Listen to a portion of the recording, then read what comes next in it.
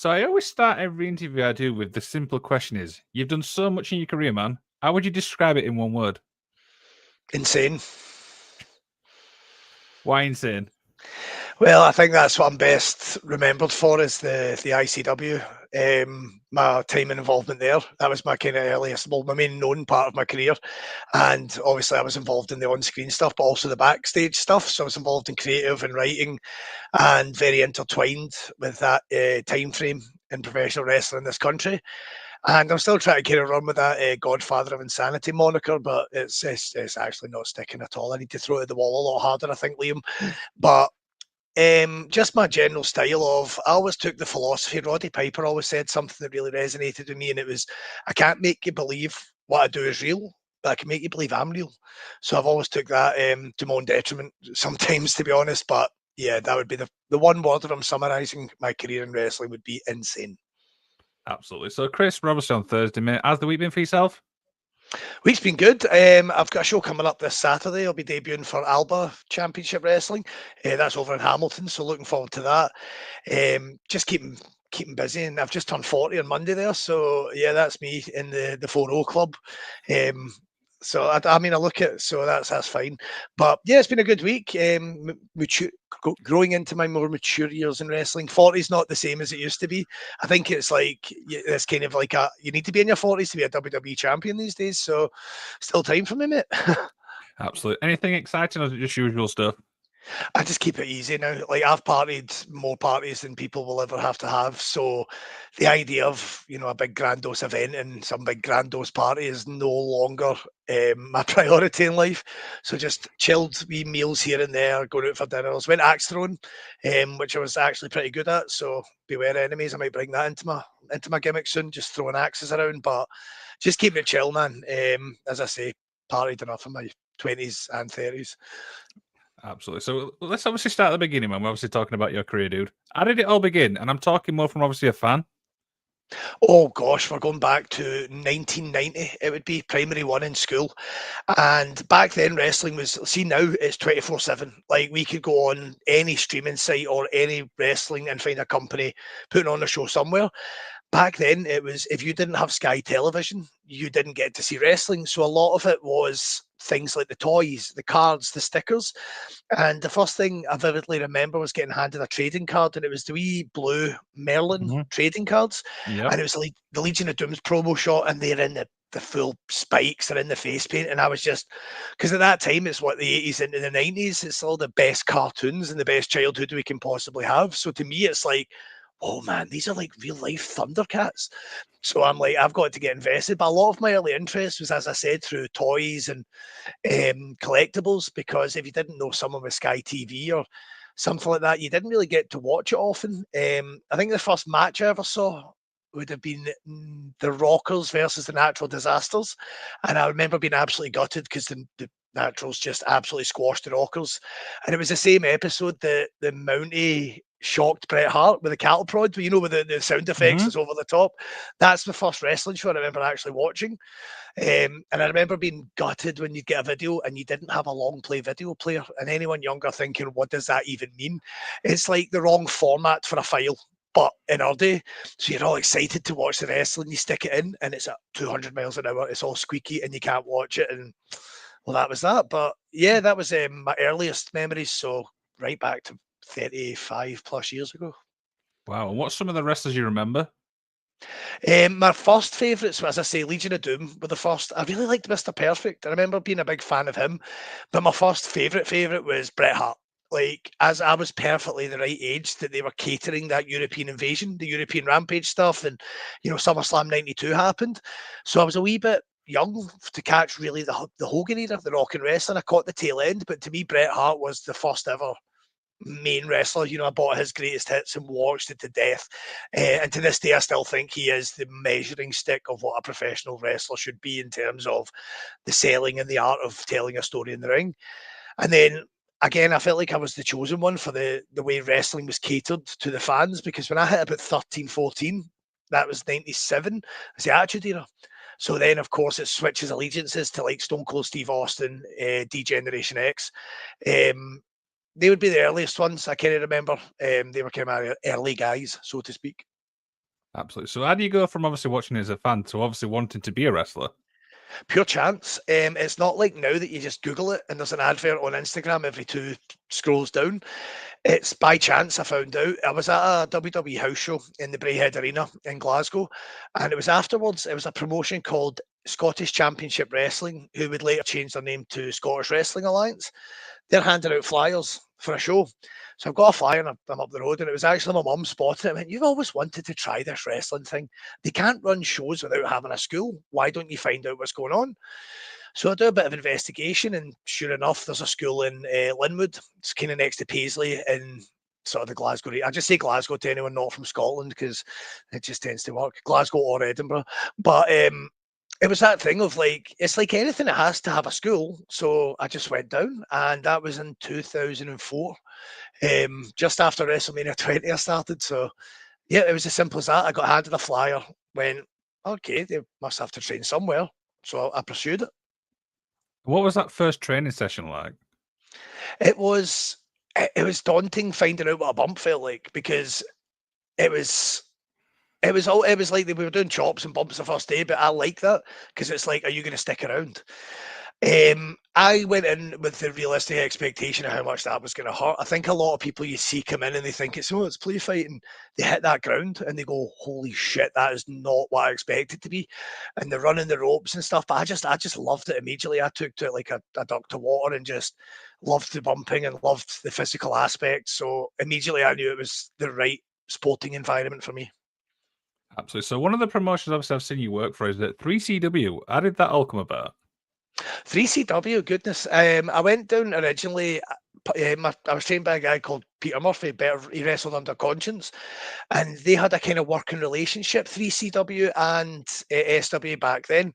So I was actually down as a fan before I was involved as a wrestler, and I was in the crowd squaring up to Alex Shane. It's very vividly on the DVD. It's one of those cringe moments you kind of look at now, like, what a mark, man. I say that with love, by the way. Mark's used a derogatory term. It really shouldn't be. But it was kind of years later, me and Mike, Mike Groom, Yes, I do. he was a promoter, yes. So we ended up getting involved, and he was doing my merchandise for quite a while. And we just kind of get chatting, and I was working for like promotions down, sort of that Newcastle region. I was working for Main Event Wrestling. I think I was working for North at the time as well. So Mike's just kind of went, well, since you're here, why not give it a shot? So yeah, that was that. And one of the people obviously who was asked about you before I came on the air was Stevie Aaron. He's obviously the ring announcer for 3CW. Sweet Stevie, known Sweet Stevie. He was the ring announcer up Scotland before. Again, it's that working relationship. He doesn't seem to be aging though. I don't know where he's got this like fountain of youth going on. That I have to see Stevie, and he's like the guy that trained me as well. Another guy, Eric Canyon. Now I look older than him, and I don't know how that's turned out because he's the same age. Some Benjamin Button shit going on, but Stevie's a great guy and all the time in the world for him. One of the original voices of independent wrestling around here. Absolutely. I said to him before I came on the air, I said, you know Chris? And he's like, oh, yeah, we go way back. Tell him I asked Yeah, way, about him, way, way, sir. way back. Absolutely. And then, of course, the main one, obviously, in Scotland is obviously ICW. How did that all start for you? Well, that was ICW was not the juggernaut it became when I first got involved. So it was by chance I kind of got. It was someone cancelled the book. Let me refresh myself here. It was Wolfgang was meant to be booked to team with BT Gun in a match against Lionheart and Red Lightning, but Wolfgang was on holiday or he had a prior arrangement so he couldn't make the show. And it was actually BT Gun put my name forward, and he's went, "What about Renfrew? He'd suit this kind of role." So it was by chance, really. It was circumstances, and I was in the crowd, and I originally brought my wrestling gear, and Dallas is like, "Why would you be wearing wrestling gear to do a run in from the crowd? Why would you be wearing boots?" And I'm like, "Good point." And that was kind of the birth of the character as well. But that was in mid 2009, and it wasn't. It was like 30 people in the show. There was more wrestlers than the audience members, and but there was a vibe to it, but it went quiet until the start of 2010. And by then I was disenfranchised with wrestling in general. I just wasn't enjoying it in this country anymore. I didn't like the way it was going. I didn't like the vision of it. The people that were running the show. But Dallas has booked me again for the ICW show. And I had every intention of that actually being my last show. So I went in and we did this Glasgow street fight, which kind of became the kind of what's the word I'm looking for here? The kind of trademark match of ICW eventually. So I went in, done this match, and it's absolute anarchy. We're wrecking the place. And see the things we take almost for granted now in indie wrestling in this country, the brawling into the street, the brawling into the crowd, the breaking everything in the building. That wasn't what was done at that time. So I just went, you know what? There's some, again, you just felt this kind of fizz in the air, this kind of energy. And Dallas has went, listen, I've got a show April. Do you want in? I went, aye, mate. But it kind of get deeper in that I was just recording a standard promo, met Dallas in somewhere in Maryhill, I think, to record. And we went out after and just got chatting, and it turned out we had that same kind of creative energy that what we thought wrestling should look like. That it shouldn't just be the yay boo foam fingers that it was at the time, that we're big fans of the Attitude Era, ECW, and not just the violence, but the sheer characters and storytelling. And from there, it just kind of, I got involved in the creative, and when the company grew, you needed more people involved because you wouldn't believe how quick that grew overnight. It felt like it was instantaneous, even though it was years of build. And yeah, I ended up being on the creative from, I don't know, 2010 till I left in 20, I think it was 18, maybe 17, 2018 I left. So. Well, according to Cage match, your last thing was 2018. Yes, that sounds about right. Aye. Aye. So, and talk about obviously stepping away from wrestling, because I know sometimes that's not easy for wrestlers. It was a decision that had to be made. Like, life had taken a very dark turn for myself. We were a group of, the ICW was a party promotion, and we all know this, right? A big part of that promotion was the after parties and the clubbing. And I was, just because you're good at drinking doesn't mean you should do it. And because I portrayed the character I did, at the bottle of Buckfast and stuff, I go to the bars and people are just lining up to have a drink and take shots. That's all well and good when you're doing it once a month, but then before you know it, we start touring. We're doing three times a week, 3 times a week, 4 times a week. That's like 12 dates. If you're still living too fast a lifestyle, something's going to give eventually. And I wasn't taking care of myself, and I was trying to do the wrestler and booker thing at the same time. And you never know what you've actually earned, because everyone thinks, well, you just wrote that for yourself. There's a lot of things people, I think, assumed that I had wanted to happen that I actually didn't. For example, I didn't actually want to be ICW champion.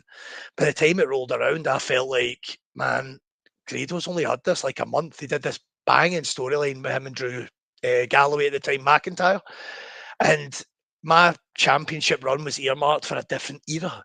So my original championship run was going to be to bring an end to Jester's run, Jack Jester. Then the latest Future Endeavours happened, and this big fella called Drew Galloway suddenly becomes available. And that was that moment right there, right? You know that moment I'm talking about, Shug's house party? When he showed up, everything changed. Because we had Grado, the entertainer.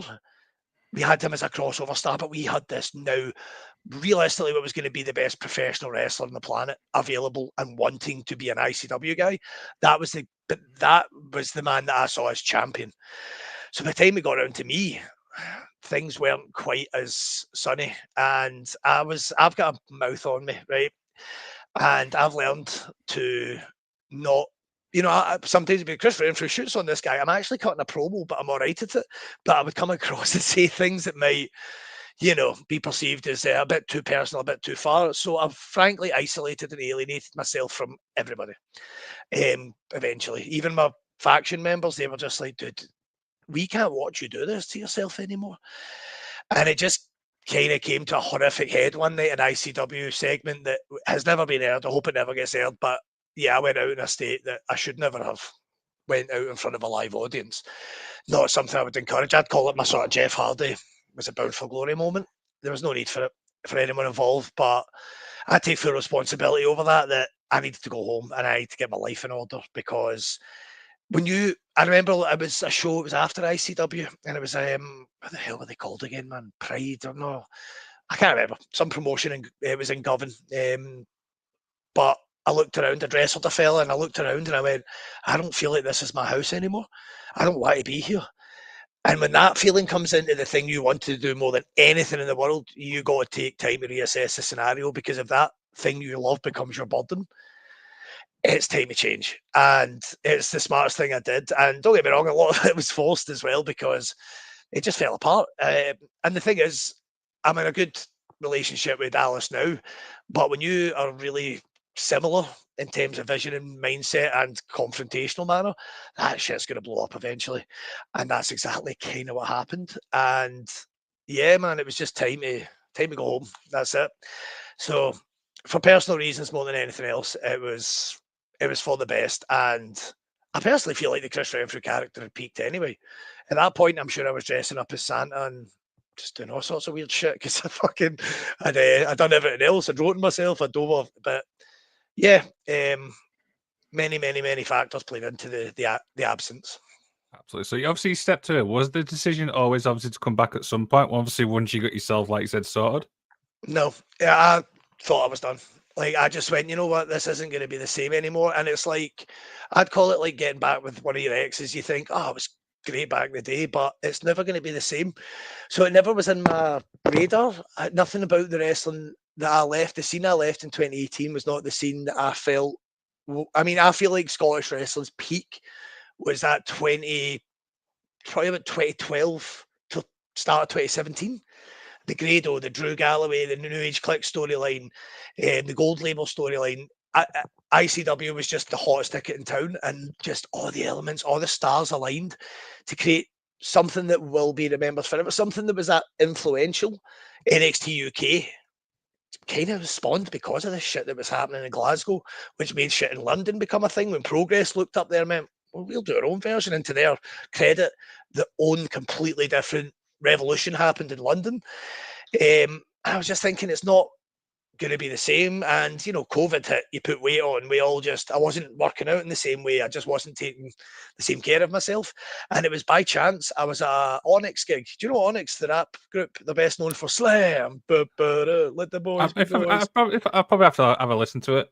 Aye, Onyx, right? So I'm at an Onyx gig and I bump into Chrissy Forbes, better known as Looking Sharp.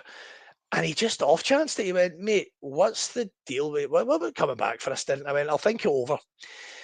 And then we chatted. I went, listen, I'll do it, but I'm no in ring. Like, I'll do it as like a manager or, you know, a faction leader. And we came up with the concept. And I was just testing the waters for it. And then I came back and it took a while. I will admit it wasn't within the first year. I was like, yeah, this is definitely for me again. There was still a bit of trepidation of trial and error. And am I still enjoying this? Is this right for me? And, you know, some of the injuries still exist and they're never going to go away now.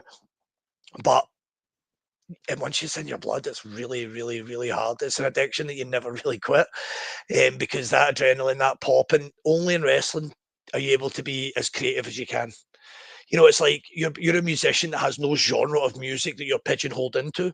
So, like Metallica, they might write the best metal, but when they tried to go a bit, you know, new metal indie, if we all hated them, only wrestling gives us that freedom to do whatever we want, to be as funny as we want, to be as evil as we want. And once you're in, you're in. And the credit goes to Valor as well. Valor Wrestling.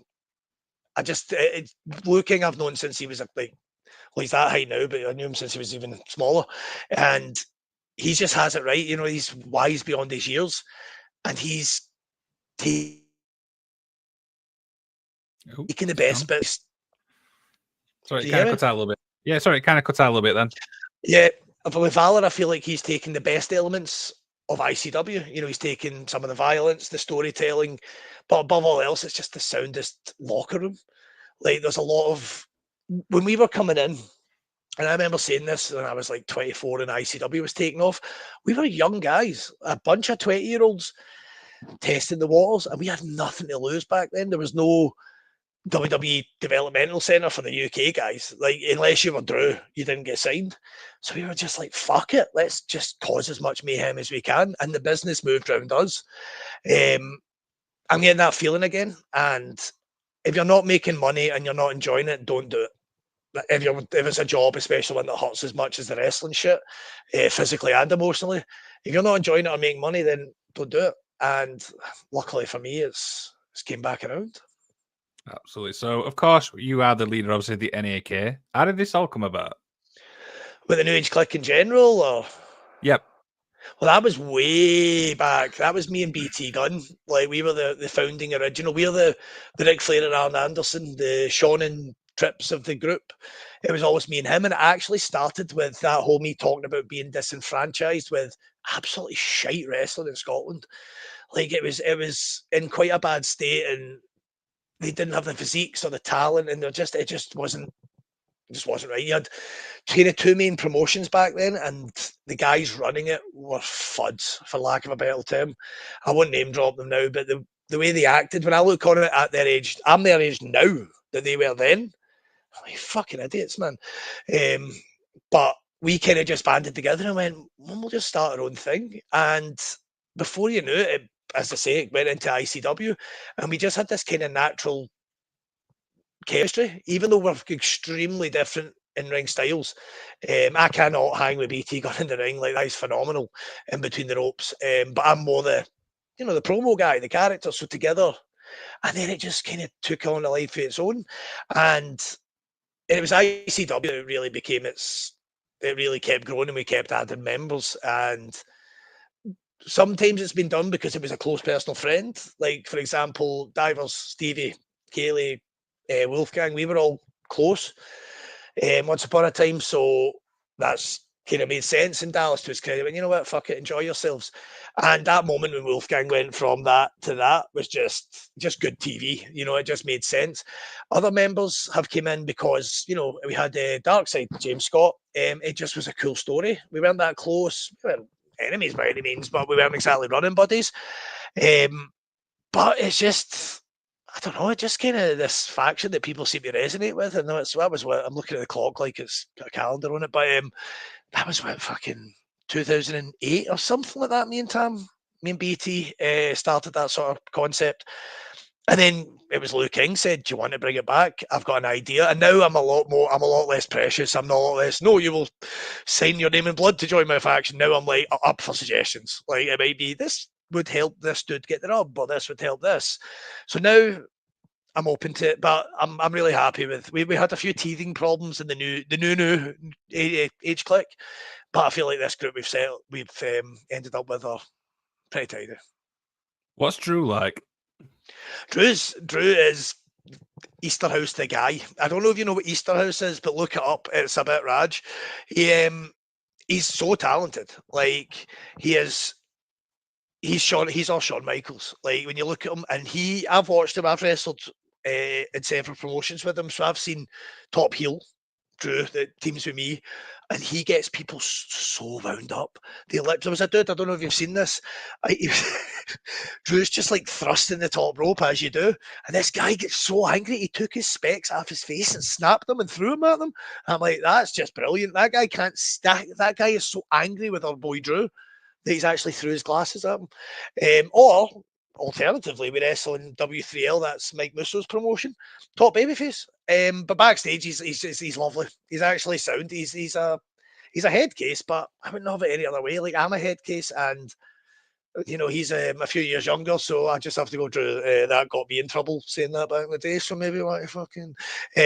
But he's a good lad. We're good mates outside the ring as well. I was literally talking to him today when he was showing me some new merch that he's flirting with. So yeah, he's a good lad.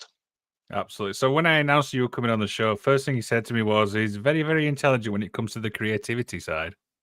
Well, that's it. That's what I recently got a wee nod from a wee award ceremony, and that tends to be, I think, what'll be my legacy.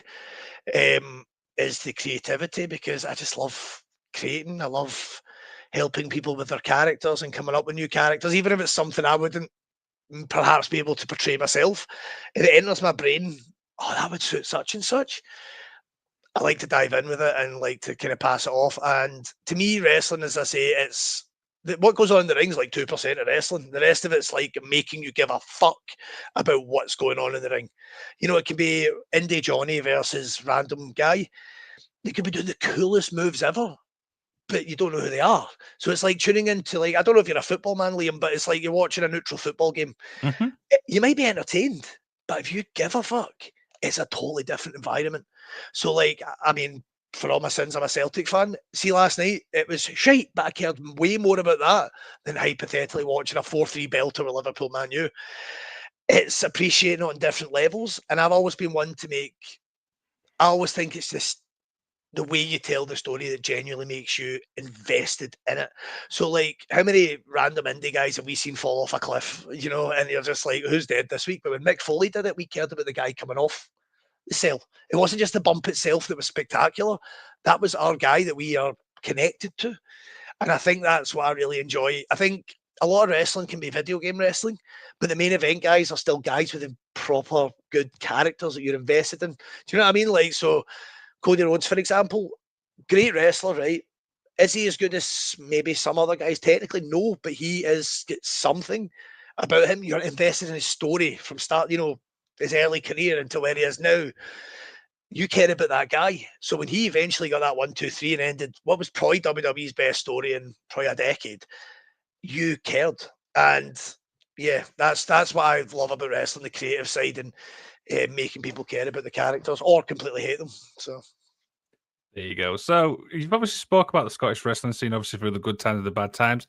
How would you describe the Scottish wrestling scene like today? fractured. I think people have to be realistic about what they're doing with ripping each other's posters down and trying to hurt business, right?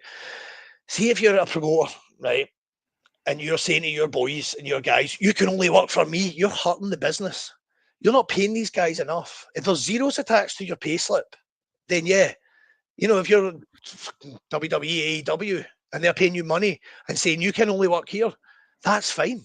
But if you're just having pissed off feelings against someone that you've had a feud with for 7 years, or something like that, you're taking personally, you're hurting the business. You're hurting the guys beneath you because these kids don't give a shit about what the promoters think of each other. They just want to work. They just want to be in the most healthy scene possible. And I mean, don't get me wrong, there's always going to be rivalry, and rivalry can be healthy. But this rivalry isn't particularly healthy. Like ripping people's posters down and stuff, you don't need to do that because a wrestling show has what, 6 matches? Let's say 15 guys are booked. What about the other 50 guys that aren't booked on that show? Maybe they're booked on another show. But if you're going out your way to hurt other promotions, no one wins. It goes the same with training schools as well. It should be open doors to anybody to learn a craft because not one person is going to teach you the definitive style of wrestling that is the correct way to wrestle. So, like, you could go get trained by Dean Malenko and he'll teach you the most tremendous technical stuff. But is he going to teach you what maybe, I don't know, let's say The Undertaker would teach you with psychology and when to do a move? There's no set answer. So I think pigeonholing these kids and holding grudges above that they can fuck all to do with it's quite irresponsible. And I also think as well we need to get some more wrestlers that look a bit more like wrestlers. I'm not saying, I'm a top body guy, but I'm 250 pound and 6 foot, and I'm really trying now. Believe you me, when you get to my age, your metabolism changes and losing the weight and stuff. There's a lot of times. I'll give you an example. I actually said this in a promo. You still hear me there? I think I pressed the button. I was watching Old Raw, and it's the Nation of Domination are coming out, and you've got Ron Simmons, D'Lo Brown, The Godfather, and The Rock, and they're scrapping with, I think it was like Ahmed Johnson, Ken Shamrock, Legion of Doom, and I'm thinking, fuck that. Fuck fighting one of those guys, right? That's what, to me, if you're going to be a smaller guy, wrestle away that bigger guys can't. So Rey Mysterio might not be the most physically imposing, but Jesus Christ, he can go. There needs to be a bit more emphasis put on physique and look again. And I know you can look at me and go, Renfrew, you've been fat half your career. I know, but at least I could fight, or at least I look like I could. I think guys can do themselves more favours. There's more nutritional information. There's more gyms. There's more people willing to help.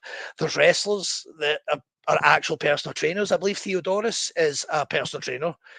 Go ask him. If you really care about your craft, treat yourself like a franchise and treat yourself like a business. And that includes every part of you. Like I had to shave and make sure the beard was on nice because I'm going to be on screen today. Don't just, grab a camera and I'm saying that when there's a bit of white in the world. Don't just grab a camera and record a promo in your living room and you can see the washing. Put some effort in. That's it. It makes you stand out. Do you want to stand out? Do you want to make a go at this? If you just want to play fight with your pals, keep doing what you're doing.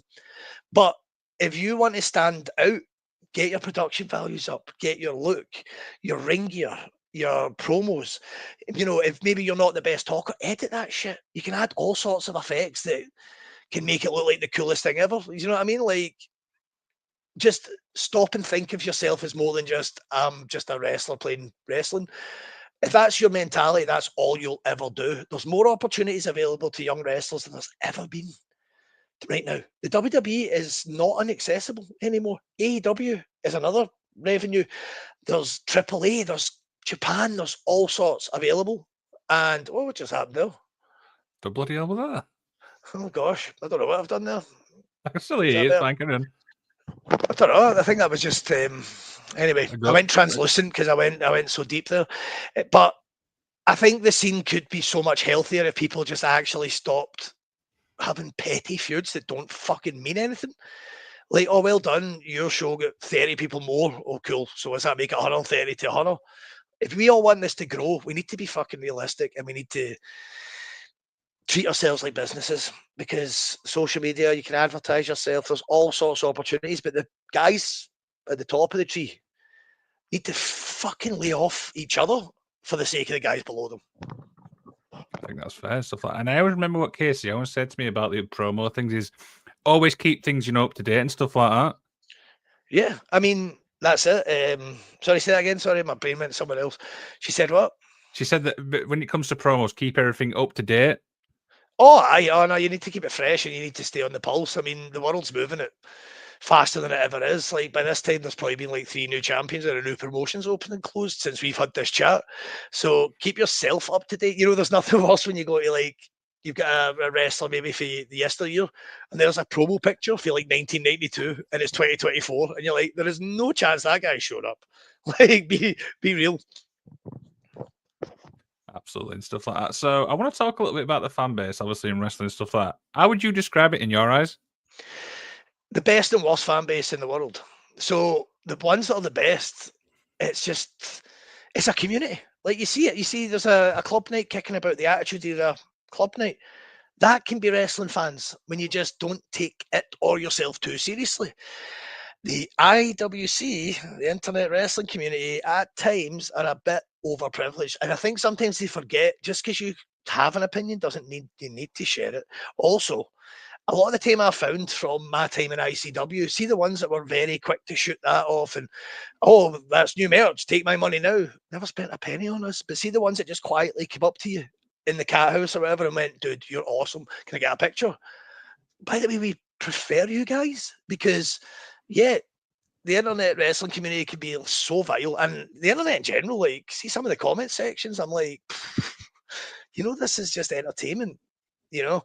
But when they're the soundest people in the world, so it's a very mixed bag, wrestling fans. But it's not going to matter in a few years. We're all getting priced out anyway. With what is it like 17 grand to go see a WWE SummerSlam show now? So it's only going to be the elite soon anyway. So Absolutely. So we've got a question from Russell Wellbeing, who obviously focuses on mental health. It says, was there any particular moment or period in your career where your mental health struggles felt particularly overwhelming? aye, that bit at the end, I just sort of chatted over. It was 2018. It probably built before then because there was a lot of stuff which I won't divulge. It's personal. My own life was not going swimmingly, relationships, whatever. When it rains, it pours. I'll put it like that. But rather than fixing myself, I tried to drown it out with bad stuff, and that's something that we're all very good at. Scots, Brits, booze is too accessible and it's too quick a fix. And yeah, when you pull that onto problems, it's just drowning them. It's not solving them. It's just like numbing you for a time frame. So yeah, I mean, the mental health chat, that became a lot more prevalent right after I left, and I'm really glad it did because it's a strange world. It's a strange environment that I'll put it this right. So 1 minute you're in front of like, I don't know, 1,000 people in the ABC or whatever, and then you go back to your day job and see that crash landing. Some people don't handle it really well, especially when things are getting really high up and when ICW was swimming, but you were still doing that, just still doing a normal day job. See that reality check, that can be rough for people. This is why a lot of artists, like musicians and actors, and they struggle when they're off the clock because they're still trying to chase that adrenaline and that feeling. You combine that with a bad state of mind anyway and other things, yeah, it's a recipe for disaster. I wouldn't advise anyone drinks. Absolutely. How are you obviously mentally today? Mate, different world. I've met a beautiful woman. I've been with her 5 years. So she's been an absolute rock to me. Took accountability of my life. When you've hit rock, sometimes you have to hit rock bottom to find out how bad. There's no further down you can go, so it's time to get up. So what I did is, COVID actually was a bit of a break for me. I know that might sound controversial, but I think the world closing gave me time to really evaluate myself and take time to deal with myself. And I was very lucky. I've got a good network of like friends and family. Like I'm really lucky and really blessed. I've got my girls who are so supportive and put up with more shite than they have to. But I realised as well that life isn't over. See, there was a long time of like, I fucked this and I've ruined it and wrestling's done and that was my dream. And there's this mentality of this, like, you fucked it. You didn't. Like, people are living to the like 90 now. And people are getting, we've taken this blueprint from years ago that an athlete's done in his mid 30s. They're not anymore. It's a very different world with different medical science and different medicines and different treatments. So I think it's been good to get back in the game. So I'm back. When I actually went back to college to get an HND doing my events. So yeah, it's positive. And I'm going to say, as I say, I was known as a party guy, right? The drink and the celebrations. Oh, that's fun in moderation, but really see that getting up and actually getting into the gym and watching what you eat and just taking better care of yourself. It totally works. You got to give yourself a fighting chance. And a lot of the time, I didn't give myself a fighting chance. If you're lying there miserable, and yeah, I'm not saying it's hard to get up, but getting a McDonald's on Just Eat and then watching 4 hours of Friends and then going down and getting a bottle of wine, okay, you might feel better that day. But see, when you wake up, you not only feel just as bad as you did yesterday, but you've also got a fucking hangover and that McDonald's junk. You just don't feel good about yourself. It's prioritizing yourself over life as well. It's going, wait a minute, just stop.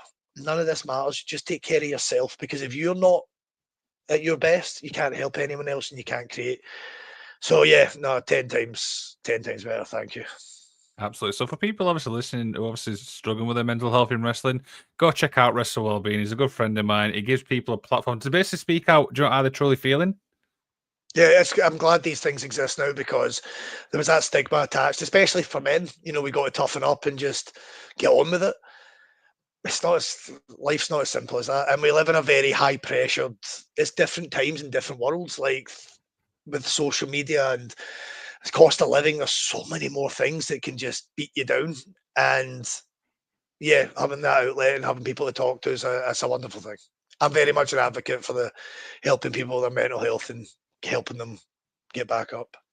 And Absolutely. just remember, people, anyone listening, there isn't actually anything wrong with you. Like, we're all gonna have times where it just seems, even times where you're like, you've got a good job, you've got a good relationship, but you wake up and you just think, fuck this. It doesn't mean that you're broken. It just means you're having maybe one of those days. And there's always going to be tomorrow. So just give yourself a chance and don't add to your problems by being that voice in your head going, you're fucking fat this, or you're stupid, or you should have done this 10 years ago. That gets nowhere anywhere. Like there's a whole big bad world out there that's going to try and take you down. Don't start with that, man.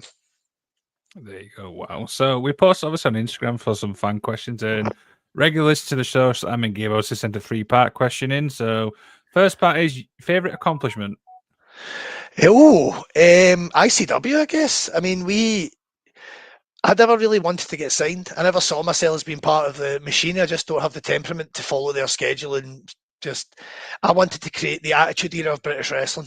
That was what I said, and I said it to Dallas. I went, "There's been the golden era, and we always reflect on it, and rightfully so. Big Daddy, Giant Haystacks, Mick McManus. That was the golden era, but that era has been. Let's create something new."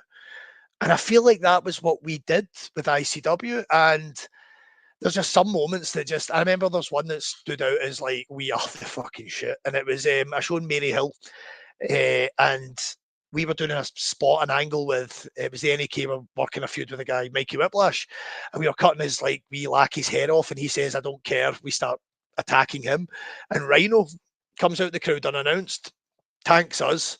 And then he just goes, I'm challenging. I was the last ECW champion. I'm challenging the ICW champion. And Drew Galloway came out looking $1,000,000, the belt.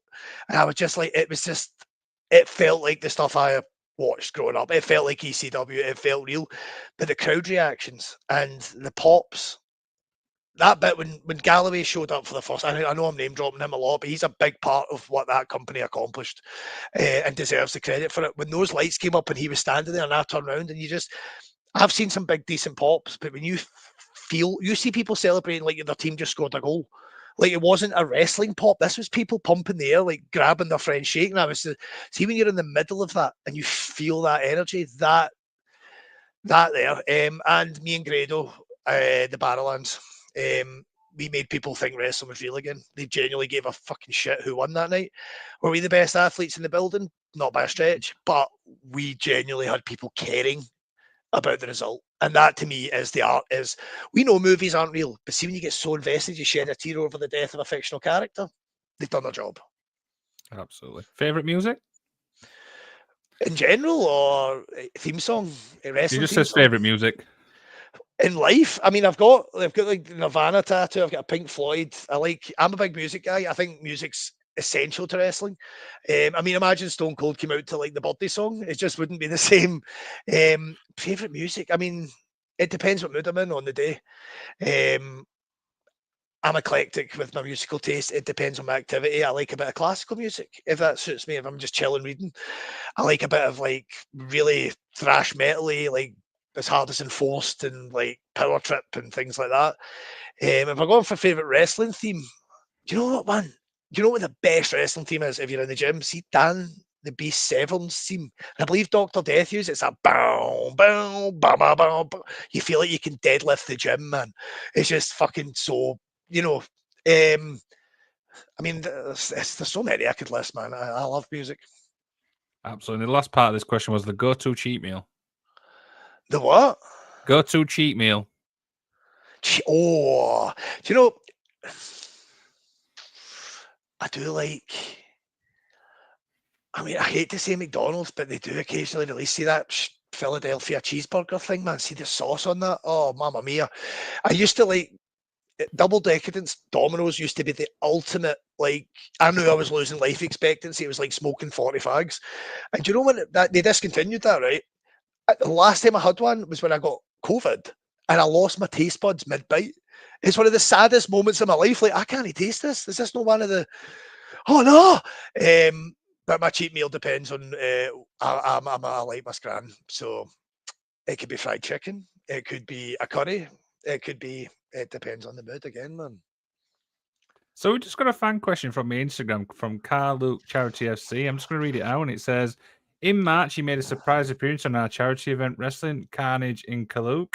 Could we see him make a return in March 2026 and try to take the Carnage in Kaluk shield from his enemy, Luke King Sharp?" Yes, I will. Every time there's a wrestling show with something my enemy Luke King Sharp has, I will show up. They're good lads doing a good thing. Although I did vow last time I was there that I would defeat them and take all their money to Lanark, which is their town over. They weren't too chuffed though, so I'm going to stand by that. I'm going to come along and take all the charity money and give it to Lanark FC instead of Carl Luke. There you go. I love it. So I want to obviously talk a bit about the fan base again and stuff like that. What's one thing in wrestling fans will never understand when it comes to wrestling? The miles that we travel and what goes on when they can't, like, what they see is, you see the training videos, you see the shows, obviously. It's the miles and the sacrifice at home. So if we're adults and we've got loved ones, so my missus, she hates. I have to tell her heads up, by the way, I'm in with Luke King Sharp and it's going to be bloody. It's going to be violent because even though we know what we're doing, to your friends and family, they're watching it just thinking he's dying in there. Like he is actually like bleeding out. That can be quite a toll, is what it carries on to the rest of your life because it's very time consuming. It's very like mind consuming. And also like your missus gets like sick of getting ditched. When you start getting regular work and it's like, do you want to come to a barbecue with my family? I can't. I'm wrestling in Kirk McNowhere. And try to justify that living. The miles, I think it was Dutch Mantel said the only thing that's real are the miles and the money. And there's a financial sacrifice as well. We don't get paid a fortune, especially the indie scene. You can make a living and you can do a really good living if you're good at your merch and you're good at, monetizing your stuff. But there's only so much money to go around. If you're in a wrestling venue with 250 people, do the maths, for hiring a venue, hiring a ring, hiring the staff, there's a lot of sacrifice when it comes to that. And we could all do that, the blood, sweat, tears. It's how long are you willing to commit of your time? Because at the end of the day, time is the most valuable currency. That's what we all vie for. We use money to have a good time. We use money to make sure it's not a bad time. Do you know what I mean? So I think it's the time you sacrifice. Also, see if you have a bad match and you've got that type of mindset that you fuck it, God, that can sit on you. If you botch one spot, most people wouldn't even spot it. Like the crowd wouldn't know you fucked it, but if you know, and that can sit on you depending on your personality. There's a lot of pressure in the mental aspects you put on yourself when you're performing. So, yeah, mixed bag, I guess. Awesome. So what would you say the most rewarding thing is when it comes to wrestling? It's the pop. See, when you get it right, so you've structured whatever, you've got an idea for a match. You go out there and you execute it, and the people are there for you. They're peaks and troughs, they're chanting, they're yet loud, and at the end, you just know you've done your job right. It's like when you watch a good movie and the credits roll, and you're like, "Oh, that was." You get to the back and you're like high fiving each other, and you and whoever you wrestled are best mates now. That's just that adrenaline, that peak of doing the job well done. The job well done that's because it's like so nerve wracking when you're going out, especially when it's a bigger match in front of a bigger audience. Like, oh my God, see if I fuck this, there's a lot of eyes on this. Being out there's a buzz, of course, but that feeling of a job well done as well is just, yeah, that's the drug. That's the thing that we all do it for, and it just you feel so alive when you get it right, and the crowd are there with you, and they're happy, and they're congratulating you. Yeah, that's awesome. Absolutely. So what was the best piece of advice you got given? I ignored it probably. Best piece of advice I get given. Um,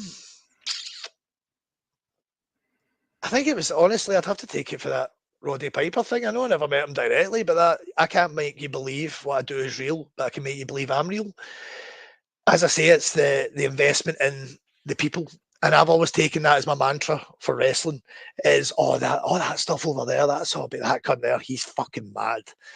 That's what people buy into. Like we still talk about Meng because he was fucking mad. We still talk about these guys because they were real. That I think was also, I can't even remember who told me this, but there was someone said, don't take yourself too seriously, but take what you do seriously. So don't take it for granted because one slip, I hit that pile driver, right? If I botched that once, I could really damage somebody, right?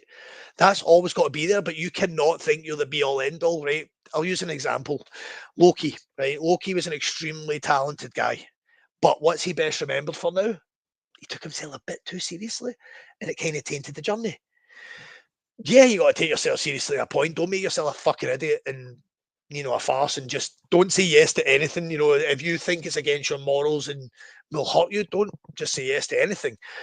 But don't think, well, that doesn't work for me, brother. You got to lay off yourself, mate. You're not the what's the word? Not the main character in this story. We all think we are. We'd all love to be, but we're not. Just take what you do seriously. Commit to your craft. Commit to your training and listen, man. See, anyone, it can be literally anyone. It can even be one of the random ref trainees. He may hit out with something that resonates with you and go, wait a minute, that's a good point, good idea. Be willing to listen to everybody from the fans to the trainees to the wrestlers. Never be above anyone.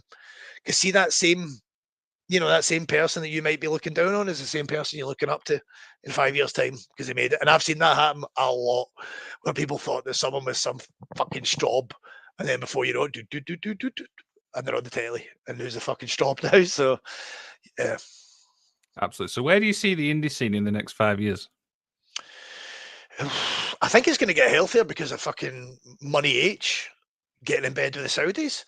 Like, I don't know if it's just me, but that has not left a nice taste with anyone. Like, you're taking WrestleMania to Saudi Arabia. Okay, big fan of the women's division over there, are they?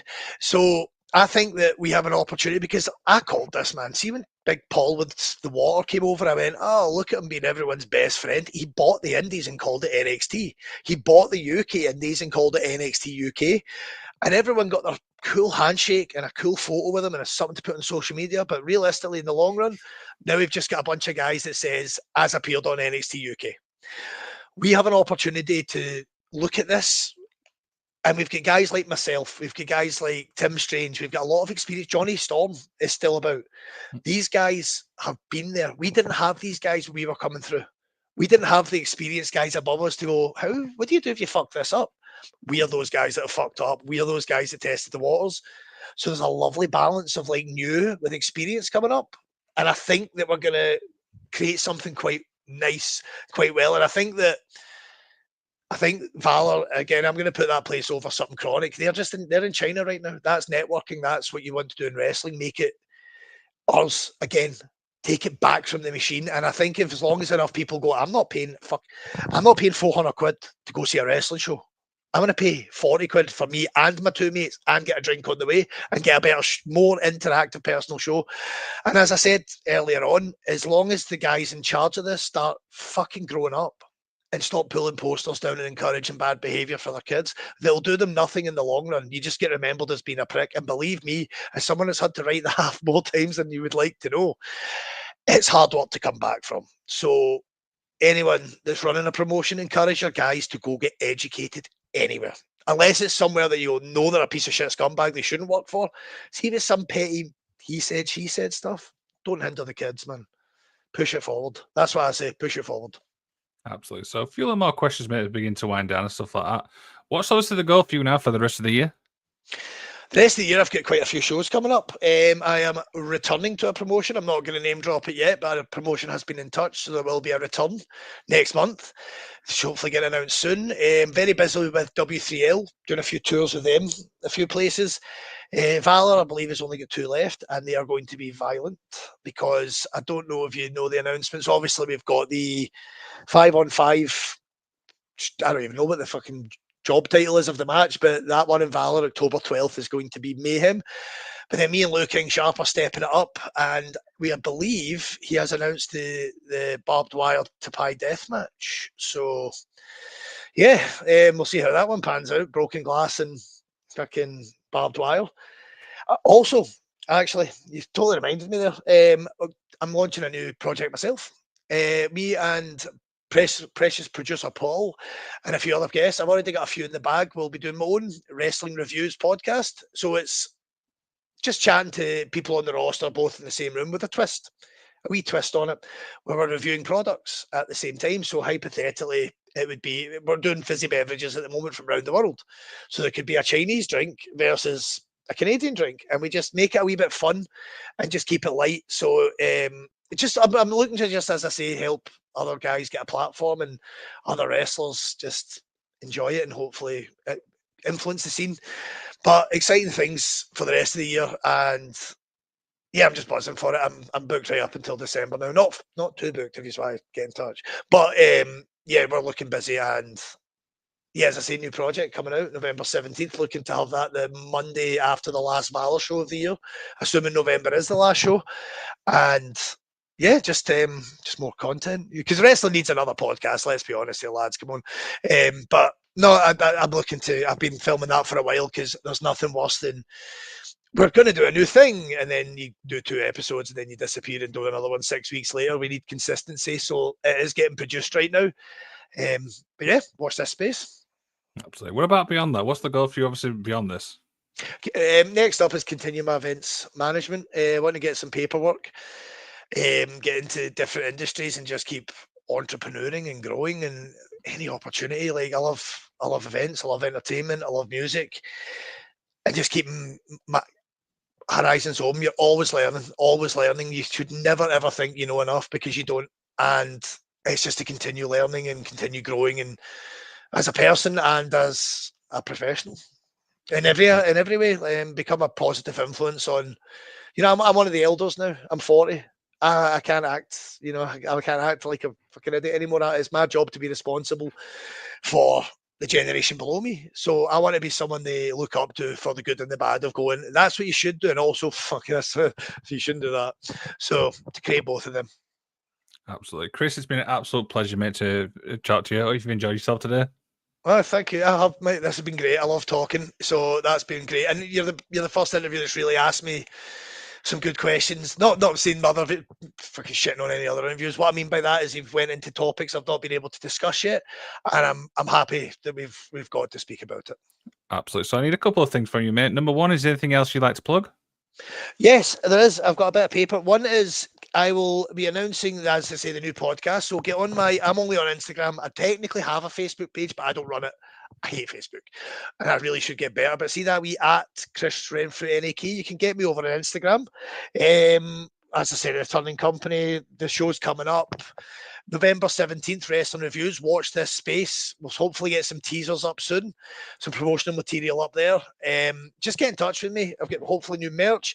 And also want to take this time, Adam Carell recently just announced he is leaving ICW. Now, Adam Carell was the camera guy, that Muay Thai camera guy, right? All the credit in the world needs to be passed on to him. See that banging boom period of ICW, see the production value stepping up every time. And he actually would sit and edit an entire show after the show to get out for the next day. So we did like, I don't know, fucking the Square Go. He'd have that live on demand by working through the night. When we were all out there acting stupid, that man was still at work. So I just want to say thank you to him and thank you for making me look way better than I was by catching me at some flattering angles. Adam, you're a good one. So shout out to you.